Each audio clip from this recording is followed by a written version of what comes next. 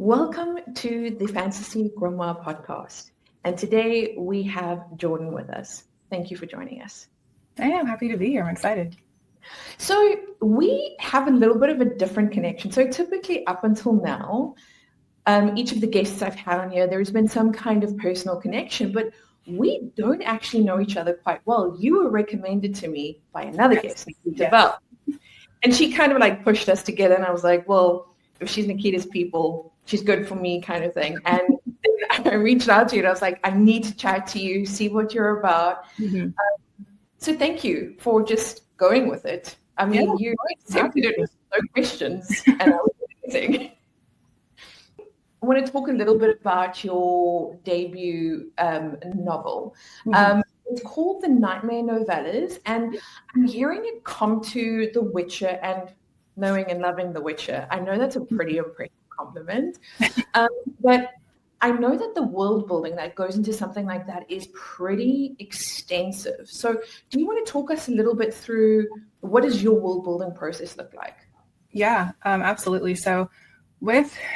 But in order to talk about the Nightmare Novellas world building, I'm going to have to go back to like the very, very, very beginning of this idea, which actually had nothing to do with the Nightmare Novellas. I originally got the idea for this because I wanted to run like an all-girls Dungeons and Dragons campaign with my friends. And Ruby's Vet, which is the setting of the Nightmare Novellas, was originally developed for that campaign. And so there are, in the Nightmare Novellas, in part 2, there's a war that we see kind of getting started between these two twin brothers who are fighting over their throne, fantasy BS, of course. But I had the idea for them and their conflict before anything else. And I started fleshing out the world around that. I always knew there would be paladins. And so I would need to have a pantheon of gods in order to have, believable paladins. And I first got to work like establishing that pantheon, really going about kind of trying to make this world as if it was going to be something people would be coming into and interacting with. Like in D&D, I think people refer to it a lot as like a sandbox. You want to make a sandbox for people to play in. So my husband's into Dungeons and Dragons. He's who got me into it. And I've watched him plan out campaigns for years. So I kind of knew what would be needed for something like that. It has to be like incredibly immersive because all your different settings, you need to know the geography, the type of people that live there, the culture, how these different cultures are going to interact and things like that. I tried to get as much of that down as possible, but the campaign fell through and I was just left with this world sitting in my Google Drive kind of waiting to be used really. And back in 2023, I was invited to join a fantasy anthology called Out of the Cauldron. And I kind of thought to myself, well, I have all this work that I've done that I'm not using. And I still wanted to do something with it eventually. But I was really kind of getting into The Witcher at that time. I think my husband had started playing through the game again. I'd started reading the books and loved it. I thought it was a really fascinating premise, but I was like, oh, I wish women could be Witchers.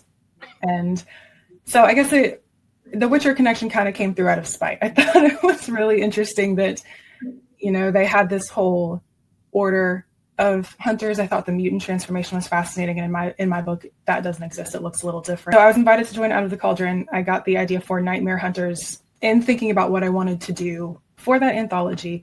How can I put my spin on a Witcher, make it something new? Because everyone loves like a ghost hunter. I think everybody loves a monster hunter. And how can I make that like my own, really? So that's how the seed got planted for the Nightmare Novellas. And I had to expand the world in terms of like belief systems. I had to expand the kingdoms that I'd already kind of thought of when I thought this was going to be a D&D campaign. There are 5 in the book. There were always going to be 5. And I had to really work together to figure out how they would interact with each other, politically, socially. I had to do a lot of almost theology work. I had to figure out even exist in the first place. And even now working on the next book, I thought I'd expanded enough. I have not. So there's more work that I'm having to do, but all of that to say my world building process is very like stop and start. Like I'll draft something pretty significant. And when going back and revising it, I'm like, okay, I need to figure out kind of the minutia of how logistically this works, because even if that doesn't make it onto the page and the reader never sees, the way my mind works, I need to know the logic in order for it to feel believable for me. It's so interesting that you say that, because, throughout the years, I've done the stop-start author thing, and I never really made it past the first chapter until I clicked back in about 2022. I was like, oh, wait, I need to do some world building first, because, hey, I need to understand the world that I'm writing the story in. And for me personally, I start with like my Wikipedia, like, as you say, like, what are the monsters? What are their currencies, geography, just understanding some of those basics.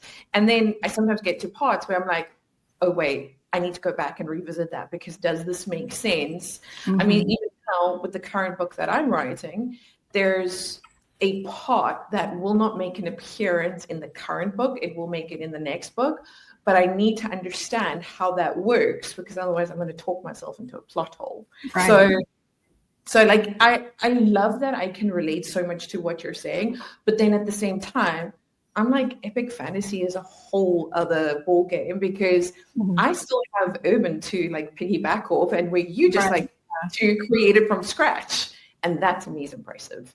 Thank you. And I love that you mentioned Wikipedia. I just pulled it up so I could look at it. I have in my Google Drive a document literally called encyclopedia entries, because that's just how I have to like keep track of it. I need to have something I can easily reference, but it's honestly still loading. It is a beast of a document at this point, but I have like characters, places, the gods. I have a section where important books and artifacts, classes and occupations that are in this world, a section for writing all like the backstory that I need to know, even if my characters don't yet. And so my female main character, Sana, there is an offhand comment made at the start of one of her novellas, because she's gone through something quite traumatic, and so she is getting kind of like icked out by the sight of blood, which has never been the case for her. And I made an offhand comment of like, oh, caring for herself during her like monthly cycle the week before had been harder than it normally had. And I was like, oh, so I can tell you when she has her period, but like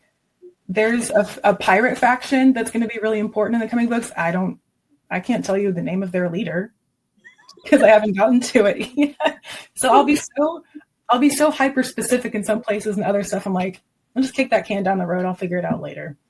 But I love that you're actually talking about that. We're talking about periods in an epic fantasy, because come on, we've read enough epic fantasies where we're like, okay, cool. So does she just magically, skip the cycle, but then have a child in 5 years' time?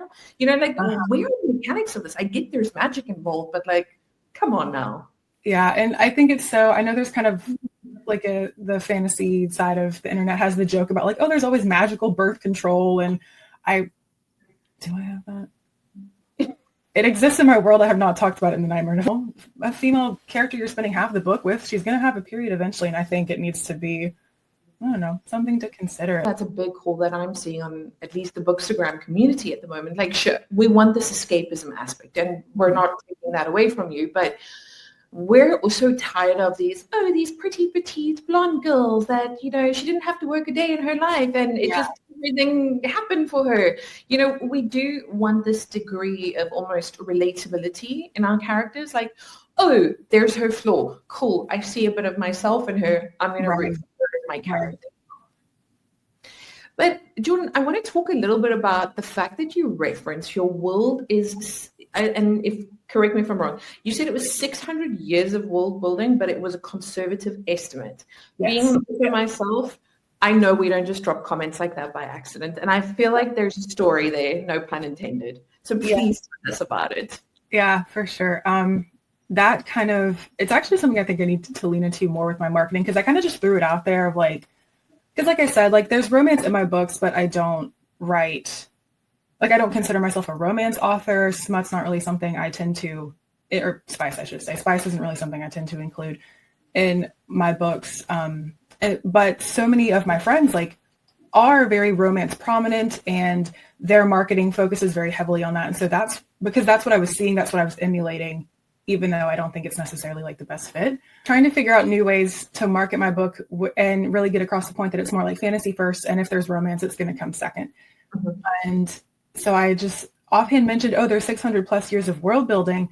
And it did much better than my posts were doing at the time. So I was like, great, I'm going to run with that for a little while. And I don't know, I think something about, because 600 isn't like a clean number, it's not like a 500 or 1,000. Maybe that's what stuck out to people. But I say 600 plus, just because that's easier to say than 626, because the Nightmare Novellas takes place in 626 if you want to get really specific about it. But also, the reason for the whole, it's a conservative estimate, is because these books, because there's going to be more, they take place in a realm called Ruizvet, and that's actually the second version of this world that exists. And so there was, before this second version, there was the first world. It was destroyed through an apocalypse. And then there was also, between the first world and Ruizvet, there was an era of just like, I describe it as an era of godless chaos, because the gods were like pulled out of the world. Okay, so yeah, Ruizvet, they created this world more or less from scratch. They loved it very much, walked among it, or walked among their people on the world, but they started to like seek out dominance over one another, and therefore they had their respective elven races that they created, and they would encourage these elven races and civilizations to fight against one another. And so, long story short, it got out of hand. An apocalypse happened, and the universe, who kind of oversees everything, because my pantheon is like, there's the 6 gods, and they created the world, but the universe created the gods. And the universe said, no, like, I'm pulling the plug. We're not doing this. Like, you cannot, like, y'all, basically, to put it very casually, y'all don't know how to act anymore. Yeah, the universe was seeing all this destruction that the gods had wrought on this world, their creation they were supposed to love. And it said, I tried to get y'all to listen to reason, and you would not stop. You've already destroyed your world, so I can't punish you by taking that away. I'm going to take your power, which is all you have left. And so it creates this thing called the, I've never actually said it out loud. You ever like write a word and you know how it's spelled, but having to actually say it? Oh, yeah, I've got loads of those. Prosody, I'm pretty sure, is the way it is in my pronunciation guide, because we typed out my husband helped me type out like the pronunciation and everything. But the universe creates something called the Prosody stone, and what this stone does is it feeds on godhood, and it can suck the godhood out of a deity, the land, the person, one of their faithful, etc. And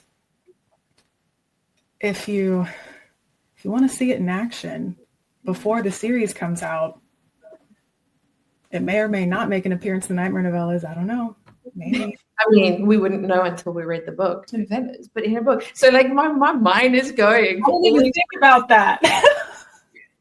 But yeah, well, fun connection though. That's the great thing about talking about my books. Like, people are making connections, and I'm like, oh, you're so right.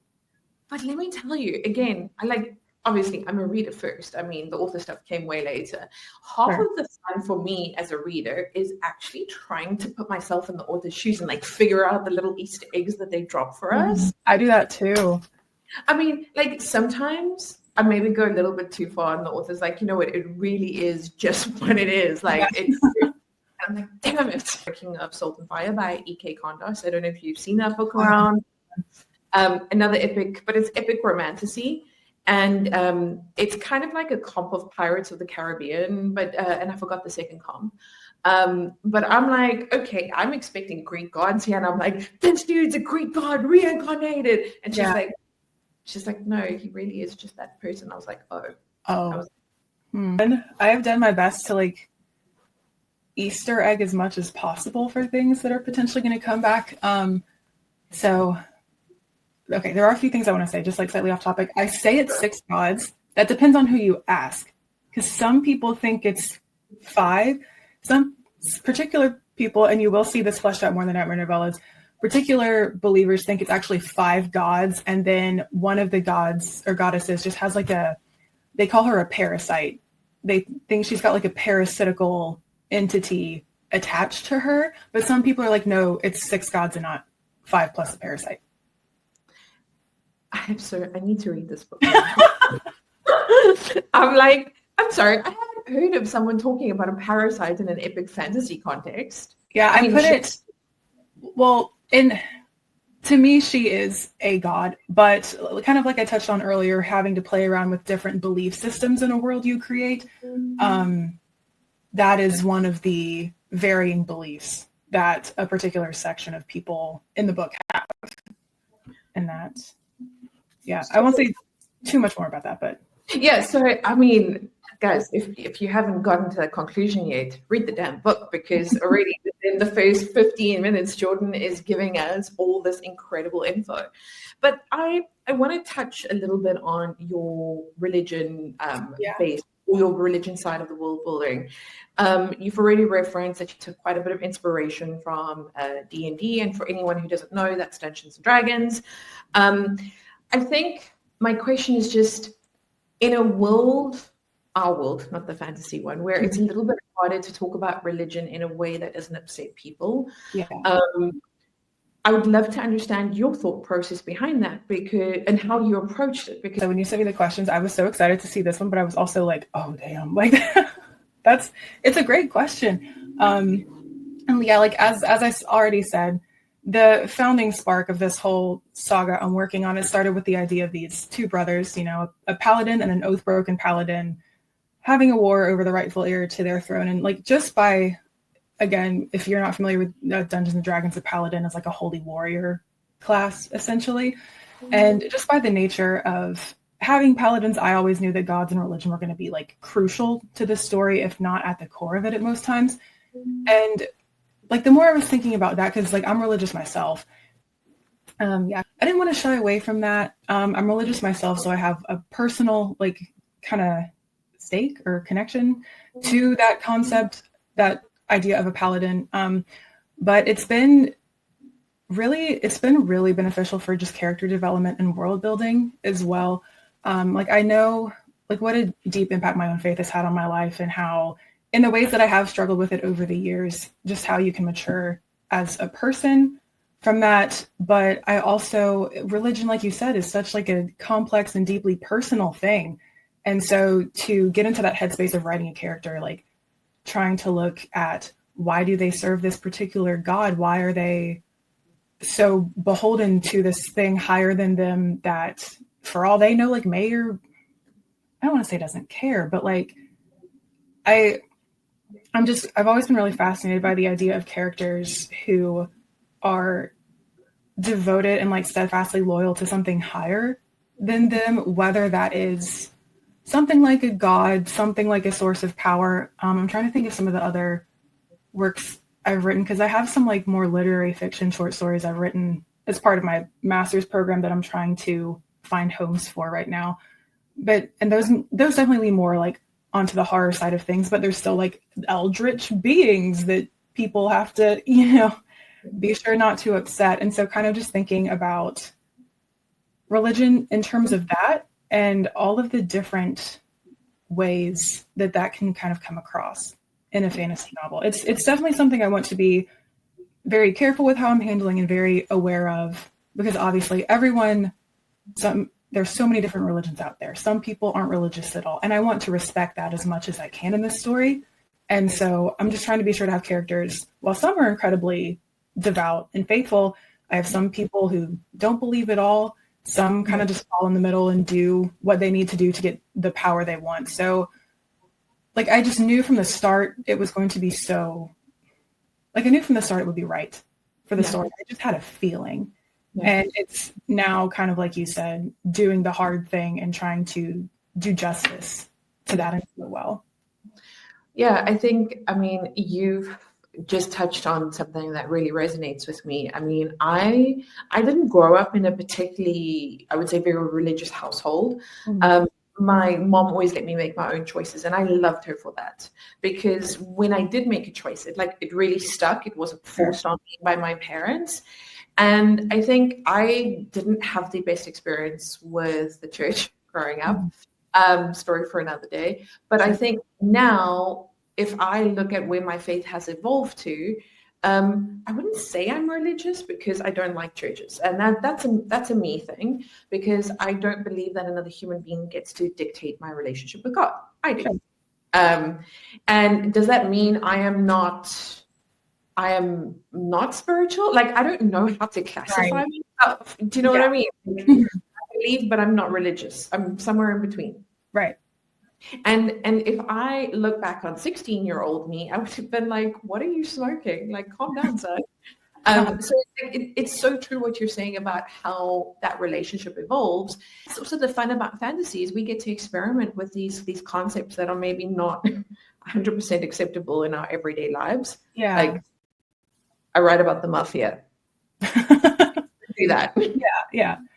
But yeah, that's such a good point. Is fantasy it's a really great way for us to kind of almost like talk around things that we might want to have like real world conversations about, but can be so difficult to, especially like in print, a medium where you're not face to face with the person consuming your work, and you don't really have that opportunity to talk about it. But couching it in like a fantasy world, it can be a really fascinating way to kind of dig into some of the nuances that are sometimes harder to talk about.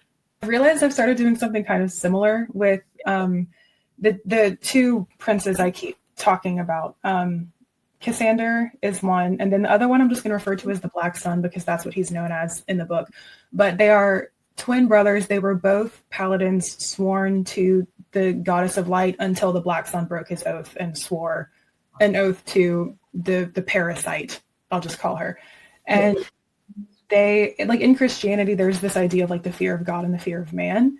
And just real briefly, not because this is not a theology class, but like I understand fear of God to be like how it's talked about in the Bible. You know, that's who you have the utmost respect for. That's who it's like, it's not fear in the sense of like being afraid, but more like respect and awe and things like that. But so there's fear of God, and then this idea of the fear of man, which like you and I would call it people pleasing, where you're kind of like replacing God with the opinions of others and the thoughts of others. And that's like people pleasing is something I struggle with insanely. And it's really fascinating because I've been able to play these two brothers off of each other and kind of, I know some people say you shouldn't be writing a book thinking about the symbolism, like that needs to come later. But I'm able, because they're twins in conflict, one of them represents the fear of God and one of them represents the fear of man in my mind. I'm not going to say which is which. But It's been so fun to think about their arc as going through that. And also, because like I said, that's something I struggle with too. And kind of playing out on the page, like, yeah, it's very cathartic at times. I had this debate with one of my friends once, and they were like, oh, you can't do foreshadowing in urban fantasy. And I was like, bitch, watch me. I was like, yeah, so like when you drop the little Easter eggs along the that's such a basic literary device, though. It's not genre exclusive. Being the author, you can do whatever the hell you want. But I do want to touch a little bit on your degree that you were mentioning. Yeah.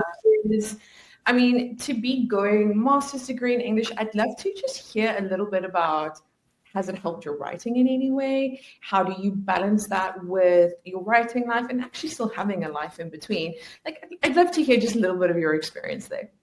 It is, okay.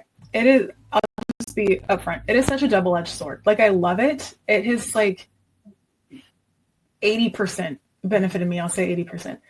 Because on one hand, like, well, first of all, I should just say I'm a big advocate for just higher education, period. If that's something someone wants to do, I'm always like, absolutely go for it. Like if it's something, financially feasible as well. That's something you want to do. Absolutely. Like I'm always going to support you in that. But like, if it's not something someone feels they need, I'm not going to say you have to do it in order to,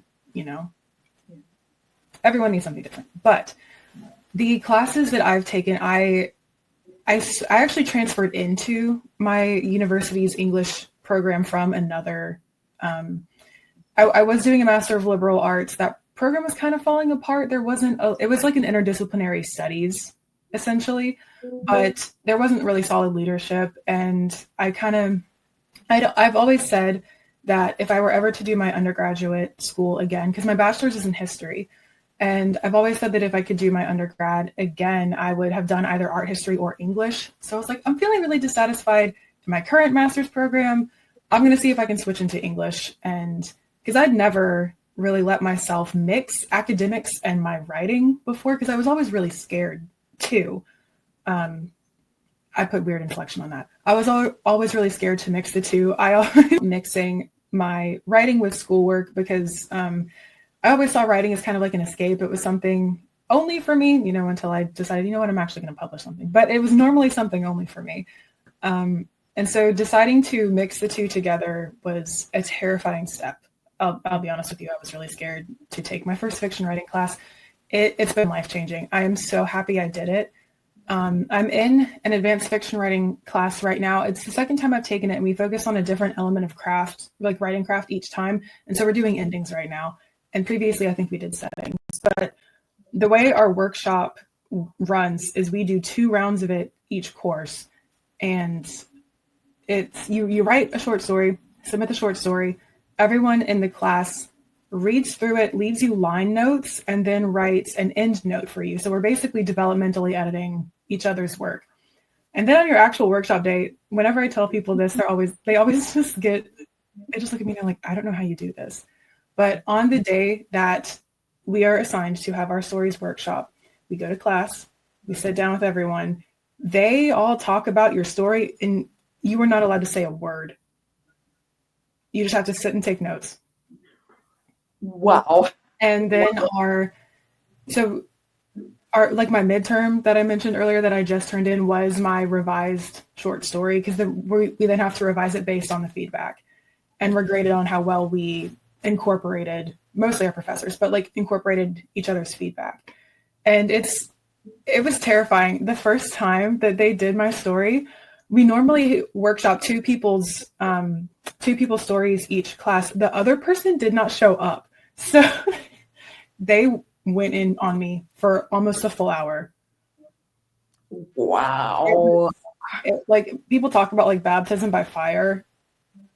It was intense, but I was so sweaty. I'll be honest with you. I was so sweaty by the time I left, but it's as hard as it is and as scary as it is, like it's taught me so much, not just about like how to edit other people's work and what kind of issues you want to look for.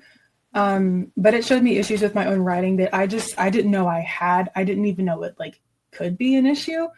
And it's been really great to just be made aware of those resources in a relatively safe space. Like these aren't people who are going to go like, you know, trash me on Goodreads or anything like that.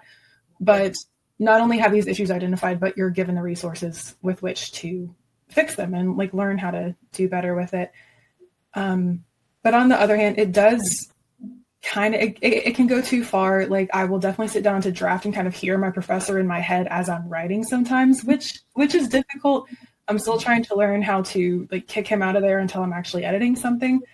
So that's a difficult part. And then another kind of difficult part is that we're not really allowed to write like popular genre fiction in the workshop. Because at least I guess I can really only speak to like the American experience of this because that's where I live. But there's kind of this unspoken like beef between people who write genre fiction and people who write literary fiction. Okay. Because like again, I could be wrong, but just from what I've seen and what I've heard and kind of the stereotypes, because pop culture plays into this a bit as well, I'm sure. But my understanding is that like the genre fiction people can think the literary fiction people are kind of pretentious, and the literary fiction people think the genre fiction people take the easy way out because they're leaning into like a lot of the popular tropes. And it's not the literary fiction mindset is much more like experimental, very postmodernist. So a lot of lit fic stories out there that I've read are just very like bleak. And I definitely kind of, because genre fiction is what I publish. And like, yes, that's definitely influenced by like the stuff I've learned in class and the storytelling craft and techniques I've been able to develop in an academic setting. But it's still genre fiction. Like that's what it's marketed as. It is fantasy. There's no bones about that. But I also write literary fiction where I'll be more like experimental. I'll play around much more with like the traditional story structure, like point of view. Like one of the stories I just wrote last semester was completely in second person, and I loved it. I'm honestly really proud of how that story came out.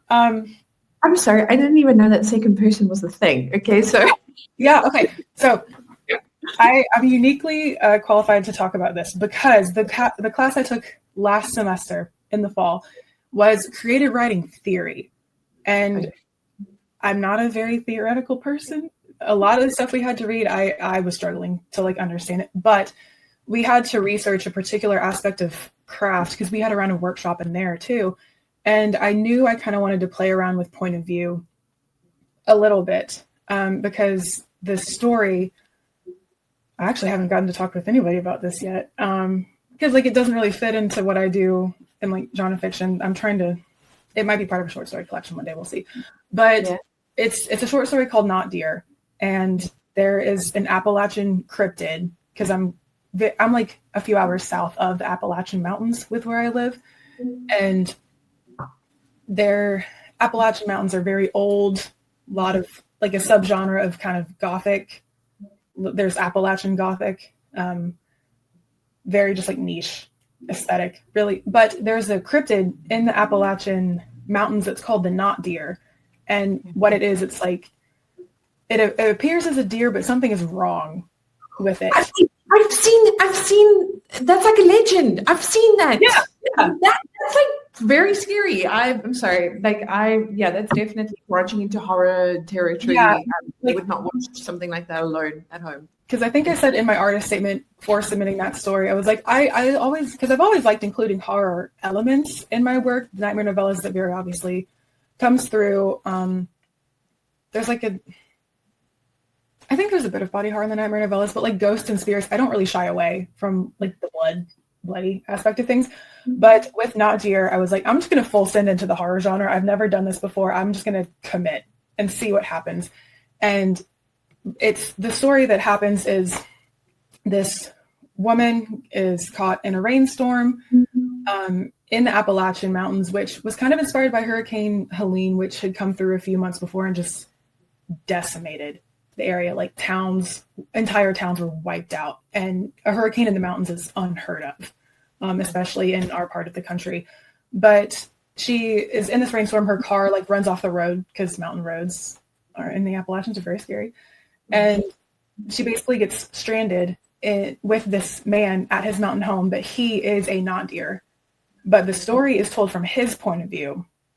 And he has obviously some quite untoward motivations. Untoward, I love that phrasing.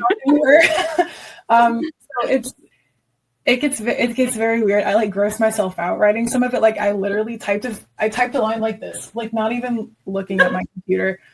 And because I was also like, my professor, a man in his 40s with 2 kids, is going to read this, and it just felt weird. But anyway, because it's told from his point of view, I just wanted to double down on the discomfort for the reader. And so I didn't do first, which is like an I narrator. I didn't want to do third person, which is like, oh, Stephanie did this. Right. Stephanie said this. I went with second person. So instead of an I or like the character, it's you. You are talking to me right now. You are doing this. And so I kind of make the reader be the cryptid in that story in literature, because it's a very confrontational point of view. And it's really great because if you do it well, you can kind of think of it as the ultimate form of immersion, because you're literally putting your reader into the story. They are not only the character, like the main character doing these things, but they're also you as the reader are split into 3 fragments. You are like the reader, you are yourself, like sitting in the chair reading the book, but you are also a hybrid of yourself as the reader and yourself as the character, but you are also a hybrid of yourself as the reader and also the narrator, because not only are you experiencing this action as it's happening, you are also somehow supernaturally, omnisciently knowing enough about this world and the action to be able to tell yourself what's going on. And basically writing in second person is kind of a juggling act to keep all of these fragments like in harmony with one another. And it's interesting to say because it sounds counterintuitive, but when you're writing in second person, you don't actually want to use you that much, because every time you directly address the reader, you risk breaking the immersion. Like if you're reading a story that says, you have an orange cat, I, as the reader, can say, no, I have a black dog. And it takes me out of it. So, and structure your second person story to work around that. I liked it. It was pretty successful. I got very good feedback on it, but yeah, I never would have done that if I had not enrolled in a master's program. And because there's first person, second person, third person. There's also, I don't know if it's called fourth person or first person plural. I guess I don't know what the name of it is, but instead of an I narrator, it's a we narrator. And I'm thinking about doing something with that for our next round of workshop, but we'll see. Imposter syndrome, not just in writing life, it's in most areas of life. And I think I've seen it paralyzes a lot of authors a lot of the time. And I think that's because we fall into this author has just hit 1 million KU reads. Like, why am I not doing that? That means I'm not good enough, blah, blah, blah, blah, blah, that whole spiral. So I would love to know from you, how do you deal with imposter syndrome? I'll tell you when I find out. No, but like seriously, it's honestly a very day by day on how well I'm able to cope with it, because it absolutely is something I struggle with. Like especially you mentioning the X amount of KU reads, I get very hung up on numbers. Sometimes I did not realize until I started this like self-publishing journey how much of a numbers game and a marketing game it really is. I think I was kind of, like, I don't want to say I was deluding myself because that sounds really bleak, but I kind of had this thought in my mind of like, if I just write a book that's good enough, somehow the right people will find it. Word will get out. Because I've always wanted my work to speak for itself, but it can't speak for itself if no one's listening. And like social media is going to be how we get people to listen. So yeah, I definitely feel it a lot when it comes to social media, because I don't really have any sort of like marketing background or any communications background. And my sister's been helpful to talk to because I believe she got her degree in a very related field to that. But the work that she does is obviously quite different from what I would need to do, because author social media is such a specific thing. And I don't. And kind of like to bring it back to our conversation earlier about how finding ways that are appropriate to market our books where people will be interested, but also still get like an accurate representation of what the book is about. It's just it's something that has to be so unique to you. And I think dealing with imposter syndrome is kind of that same way. It's so true, because I know one of the ways that I dealt with it, I mean, it got so bad for me last year that I almost deleted everything. I was like, cheers, I'm out. I've had moments like that before, yeah. And, my husband has been my number one supporter during this. I was actually surprised at how supportive he was.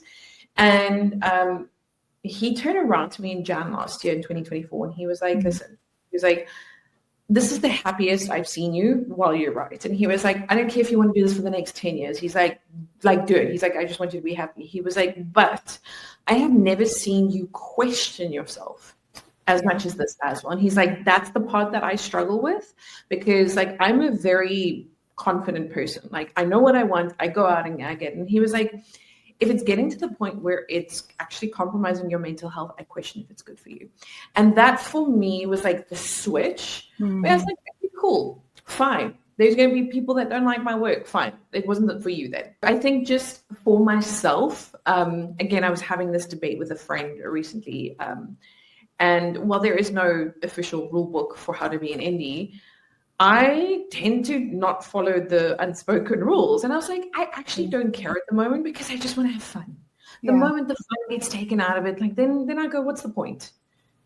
Sure, maybe in 6 months I will have a different opinion. But where I am right now, that fun aspect is so important for me. So I agree with you. It does look different for everyone. And that's how it looks right now. There's my husband has said, we've had similar conversations before where he's kind of said to me, like, I think you need to put your phone down for a little bit. Like, you're getting really in your head about this. You're getting really worked up about like numbers and engagement and things like that. And I don't think it's very good for you. But kind of to your point about like doing what's fun. I have been, my TikTok has been really weird lately, but like really weird in a good way, because I accidentally went viral for talking about the band Sleep Token and their lore. And so I've gained like thousands of followers from that. And it's cool because like they're one of my favorite bands. I love talking about music with people, and the band has a lot of lore. It's a very appropriate band for a fantasy person to be listening to. But just having it's strange having all the attention on my account be from that and not from my actual book. But kind of like you said, making your own rules, like learning to make content that's like fun for you and fulfilling for you. It's been kind of the kick in the pants I've needed to kind of rethink my content strategy. And like you said, there are absolutely unspoken rules of what we should be doing to get eyes on our content. But it's like, when I talk about my books in like more of a tangential, I don't think that's a word. We can make it a word. You know what I mean? Yeah. And like where my books are kind of like a related thing, and I'm more so talking about this particular thing that has inspired my book. I think especially because I only have, the one, I have an additional novella out, but the Nightmare Novellas is like the only full length piece I have out right now. I don't have like a backlog or anything. People are likely not going to get their eyes on me because of the book itself. It's going to be because I'm talking about something else that they're already interested in. And I think, at least for me, the way I'm thinking about social media right now, at least TikTok, Instagram is a whole other beast for me. Because the algorithms are just so different. And I think for me right now, it's going to be a lot more of like, I need to go about talking about my book maybe more in terms of what inspired it than in terms of like what it is, if that makes sense too, if it's content you actually enjoy making. Because I know when I try to be really strict about like, the hook has to sound like this, and this has to be the first line of my caption, like it gets so formulaic, and I'm like, this isn't fun for me anymore. At that point, it just feels like another checklist item. Exactly. And like, I have so many of those already. I don't want to feel burnt out because of a little box on my phone, Fully agree with you. Yeah. Which leads me to my next question. This is one question I ask every single guest. Okay. What's your bookish hot take? I'm scared to say this one. I mean, I guess I have two, and part of me wants to chicken out and say like the less controversial one, but I'm gonna say the controversial one. Even though I've seen people get like torn up on TikTok about this, I think, and I want to preface that I say this as an academic, I say this with a lot of nuance. Obviously, as an English person, I'm very biased towards this, but in my opinion, if you are serious about improving your writing craft, I think you need to at least give classic literature a try. And I know, I don't say that to be like, oh, you have to emulate, like you have to write like Shakespeare or something in order to be successful. I'm not saying read classic lit to imitate classic lit.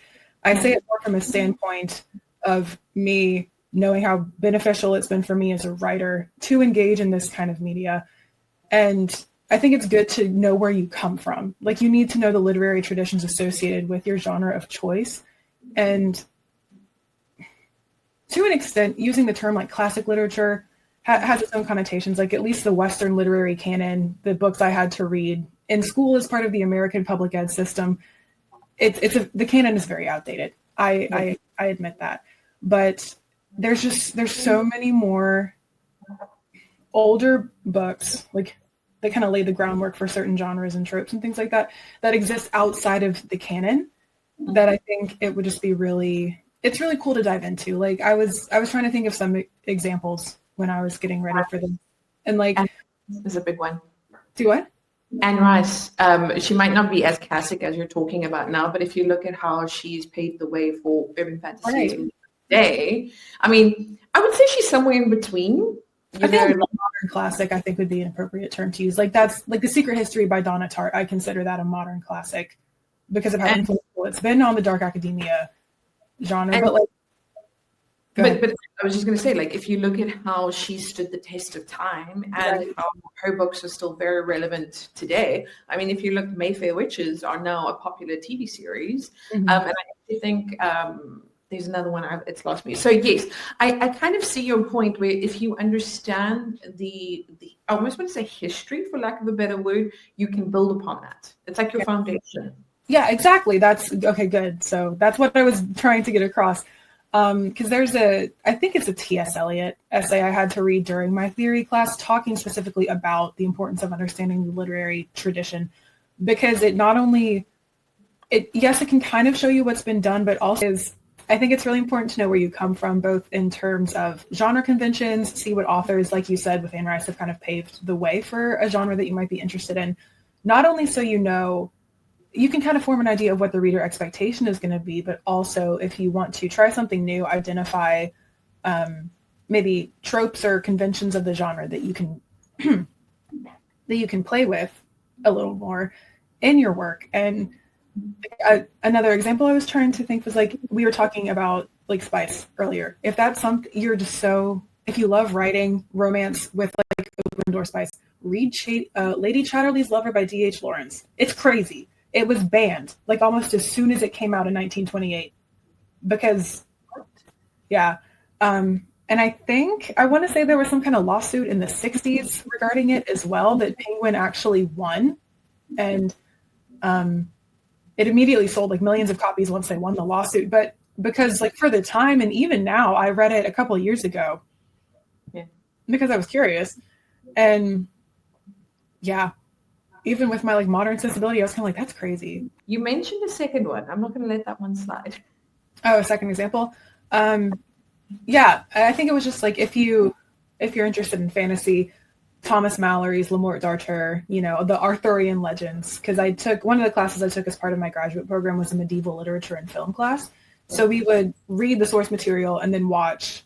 I think we wound up watching like 9 movies over the course of the term. Beowulf was another one I read during that class. And like, did I enjoy reading Beowulf? No.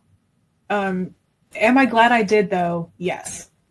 Because it pointed me to a lot of, it pointed me toward, it's not a Norse poem. I think I'm forgetting where it's from. I think it's Anglo-Saxon. Don't quote me on that. If you're listening, maybe fact check me.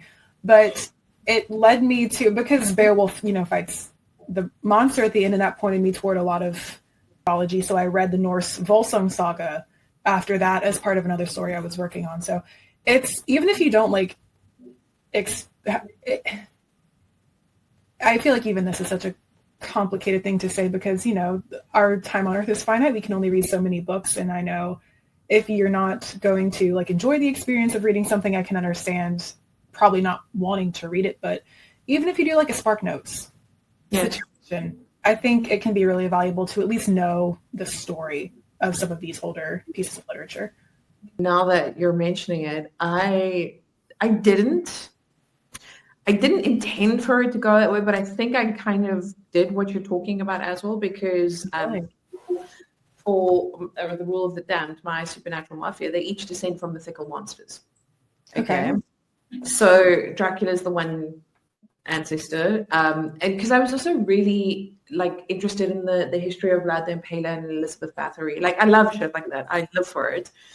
And then Jekyll and Hyde, then what was the other one? Hecate. That was a hard one because there aren't as many popular witches in lore like a Jekyll and Hyde kind of equivalent. So I kind of went with that one.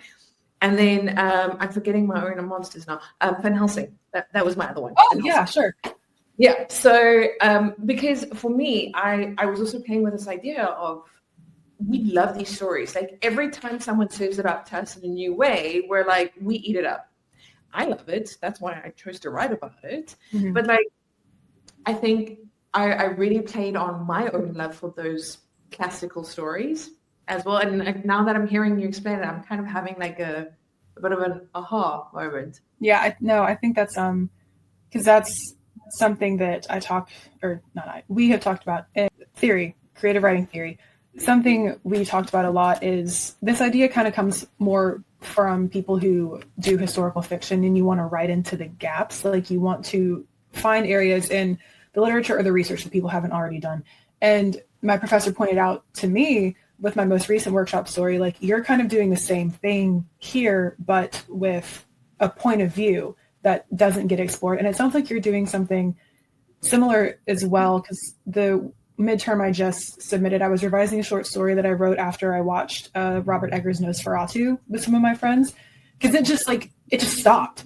And I kind of sat there like, I don't know what to do with this movie. But in this story I wrote, I basically wrote it as Thomas, the husband, trying to move on with his life. Well, he doesn't really move on, but like exploring what happened to that character after the events of the film, because he wasn't by any means the main character. But I think it's just such, like you said, I was so interested in the story and I wanted to play around and kind of play out a little more what was going to happen. So, but again, Nosferatu, the 1922, I think it was based on Dracula. Yeah. So back to the classics. Well, that also now opens up our next question. What's an underrated fantasy book you want to see more love for in 2025? All right. So this one, I think it came out in 2020. I read it in 2023, but I still think about it a lot. And it's fun to talk about this because it's very like lighthearted and cozy. And I feel like I've just been talking about such like dark stuff lately. But it's called Love at First Glance by Griffin Murphy. It's adorable.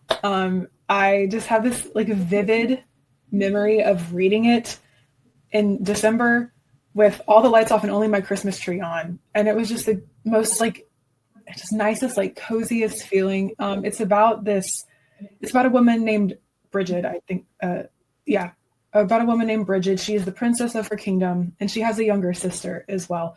But in their kingdom, they have, I think it might be a yearly tournament to see who is going to, win the princess's hand in marriage. And Bridget has already been like the hand that's been offered, but her relationship with the person who won that tournament for her year, it's fallen through. It did not end well. And so now that the tournament has come around again, her younger sister is the hand that's being offered, but Bridget's ex is entering the tournament again. And she's basically like, he's the favorite to win. I can't let this happen. So she disguises herself and enters the tournament to try to win her sister's hand. So her sister doesn't have to marry, because her sister loves someone else who's like of a lower class and can't really enter, or maybe he does enter the tournament. It's been a while since I read it, but it's very fun and lighthearted because the challenges they do, there's obviously like tests of strength, tests of agility, things like that. But there's also like a pie baking competition and a flower arranging competition. And it's just very sweet and cozy. And Bridget kind of has like a little enemies to lovers kind of romance with one of the other contestants. And so it's very fun. It's a lot of fun. I very highly recommend it.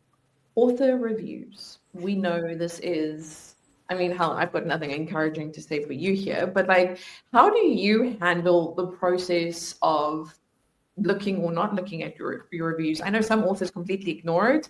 I'm somewhere between the middle. I'd love to hear what you said. So I don't look at the individual reviews. I'm of the mindset that like the reviews are for the reader, but there are particular reviews that like you're at some point you're not going to be able to avoid seeing them. I've had people tag me in reviews on Instagram, and luckily most of them have been like wonderful, so kind. I took screenshots and I look at them whenever I'm feeling sad, and those are really the only ones I see if I get tagged in them. I don't really look on Goodreads at anything past the star average, because I thought I would maybe one day be able to handle looking at them, but then I got tagged in like a 3.5 star review, and I'm such a perfectionist that I was like, why is it only 3? Not to sound gross and entitled, but like I said, I'm a perfectionist. I was like, okay, I'm not strong enough to be reading these individual reviews. So we wrap up. I just want to ask, what can we expect next from you on your author journey? Yeah, so I think I said this at the top of the recording too, but I am currently working on the first book in the Ruiz Vet saga, because the Nightmare Novellas, again, is a prequel. It's a piece of the saga. And I'm aiming for the next book to be out like May, June 2026, late spring, early summer. So I've been doing a lot of world building for that, fitting that in between like my day job and school and stuff like that. And it's been really fun. I'm very excited to see, because I have a lot of, right now the plan is for it to be a 5-book series. And I will say, if you read the Nightmare Novellas, you will already have the titles of books 4 and 5. Anyone is listening to this episode and they love what you're saying and they want to connect with you or they want to support you, what is the best way to do it? I'm assuming your Instagram and maybe TikTok? Yes, Instagram and TikTok. Right now, I'm probably most active on TikTok because like we said earlier, I've been talking more about Sleep Token on there, but I'm going to go back to the book stuff as well. And my TikTok, Instagram, I'm also on Threads. Kind of forget about Threads sometimes though. But my handle on all of those is at authorjnkindig, and I also have a website, which is also authorjnkindig.com. You can get signed copies of my book there, or books there, because I have a novella on there as well. And you can sign up for my monthly email newsletter through the website too. Okay. Jordan, it has been such a vibe talking to you. I have enjoyed this so much, and just I think understanding your process more and all the work that you've put into this world that you're serving to us. Thank you. Yeah, thank you for having me. This has been so much fun. Thank you for letting me just ramble on and on and on. I wouldn't have had it any other way.